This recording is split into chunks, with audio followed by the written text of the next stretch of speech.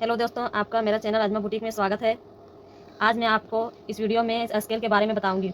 यह curve armhole civil scale है। तो देखिए इसको कैसे यूज़ करते हैं, इसको बनाने में आपको बताऊंगी। ये न्यू लॉन्च हुआ है, तो जैसे ही मुझे ये दिखा तो मैंने सोचा कि वीडियो बनाना चाहिए। तो हम इसे बनाना शुरू करते हैं। तो सबसे पहले हम जैसे नॉर्मल स्लीव होती है, इसी तरह से हमें ये लंबाई ले लेनी है। जितनी भी आपको स्लीव की लंबाई रखनी है आप ले सकते हैं। जैसे मैंने यहाँ पे 9 इंच की रखी है।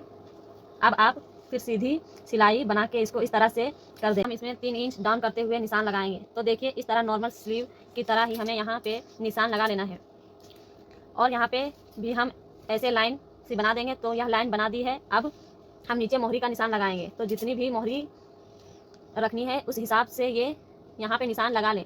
तो मैंने यहाँ पे 5.5 इंच पे निशान लगाया है और उसके ऊपर निशान लगाया है। मैंने ये 7 इंच पे, तो देखिए अंदर की तरफ से 1 या 1.5 इंच का मार्जिन छोड़ते हुए निशान लगा लिया है। और फिर मार्जिन का भी आगे हम स्केल से निशान लगा लेंगे। तो देखिए इस तरह से हमें यह पूरी नॉर्मल ही सिविल का निशान लगा लेना है।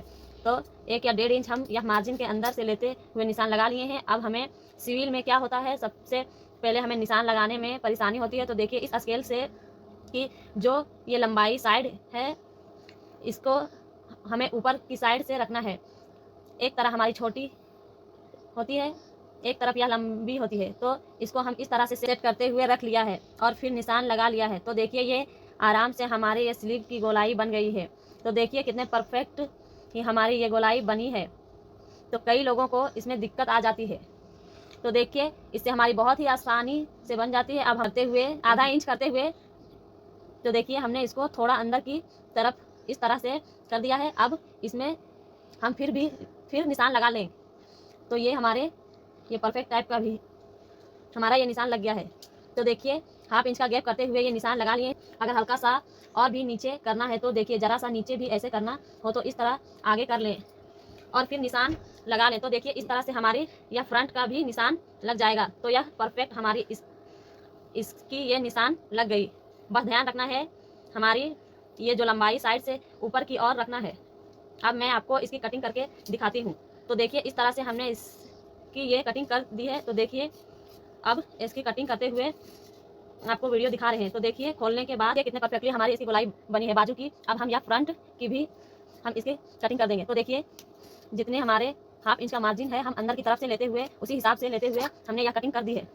तो इस तरह से हमारी यह काफ़ी अच्छे से कटिंग हो जाती है। जब इसे बाजू को हम जोड़ते हैं तो यह बिल्कुल भी हमारे खिंचाव नहीं करता है, एकदम ही परफेक्टली फिटिंग आती है इसका। अब मैं आपको एक बाजू के और बताती हूँ। यह पफ वाली बाजू है। तो देखिए इस स्केल से हम पफ वाला बाजू भी कटिंग करेंगे। तो इसके लिए हम नॉर्मल ही जैसे बाजू की कटिंग करते हैं, पहले उसका निशान लगा लें। तो जितनी भी लंबाई रखनी है अपने उस हिसाब से लंबाई रख लें और फिर 5 इंच एक्स्ट्रा, 5.5 इंच, 6 इंच जो भी आपको लेना हो आप यहाँ पे निशान लगा लें। फिर सीधी लाइन ऐसे बना लें। तो ये पफ के लिए हमने एक्स्ट्रा ऊपर की तरफ इस तरह से लाइन बनाई है। तो देखिए इन दोनों के बीच का गैप हमारे ये 5 इंच का है, ठीक है। अब यह नीचे ही नॉर्मली हम डाउन करते हुए हम यहाँ पे 3 इंच का निशान लगाएंगे। अंदर की तरफ से 1 इंच या 1/2 इंच पे निशान लगा लिया है।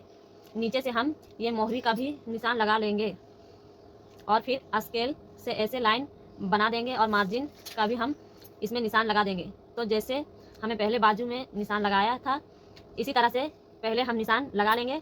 तो नॉर्मल बाजू की तरह देखिए हम ये लंबाई साइड ऊपर की तरफ से रखे हैं और इसको हमने इस पॉइंट से मिलाते हुए ये इस तरह से निशान लगा दिया है। आपकी बाजू की चौड़ाई कितनी भी हो, जैसे ये मेरी 9 इंच है, 10 इंच है, 11 इंच है, तो आप ये स्केल हर तरीके से काम आता है। तो देखिए यहाँ से हमारा ये 8 इंच आ रहा है और इस स्केल की लंबाई 10 इंच की है। तो आप कितनी भी चौड़ी और कितनी भी कम हो बाजू की चौड़ाई, तो ये काफ़ी अच्छे से यूज़ हो जाती है। देखिए अब यहाँ से हम पफ के लिए क्या करते हैं, हम बिल्कुल जितनी भी एक चौड़ाई होती है उसके बीच में निशान लगाते हैं। तो ये हमने बीच का निशान लगाया है 4-4.5 इंच, 4 इंच हमने ऊपर निशान लगा लिया है। तो फिर हम इसमें ऐसे लाइन बना देंगे। तो देखिए इस तरह से हमें इसकी ये लाइन बनानी है। अब हम इसको इससे रखना दिखाएंगे। पहले हम ऊपर की साइड से यहाँ से हम 2 इंच पे निशान लगाएंगे। तो देखिए यहाँ से हमें ये 2 इंच पे सीधा निशान लगा लेना है। देखिए ये हमने निशान लगा लिया है। तो हमारा एक पॉइंट ये हो गया है, एक पॉइंट हमारे बीच में। और तो देखिए इसको स्केल को इस तरह से रखना है। तो देखिए इस तरह से हम ये पॉइंट को मिलाते हुए रखना है।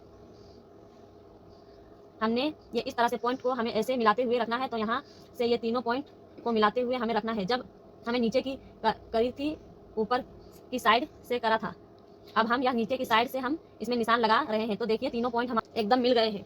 अब हम इस तरह से इसमें ये निशान लगा लेंगे। देखिए हमारे, ये देखिए बिल्कुल हमारी परफेक्टली हमारी ये पफ वाली बाजू का भी एक निशान लग गया है। तो इस तरह से हमें मिला लेना है। ऊपर से हल्की सी हमें ये गोलाई दे देनी है।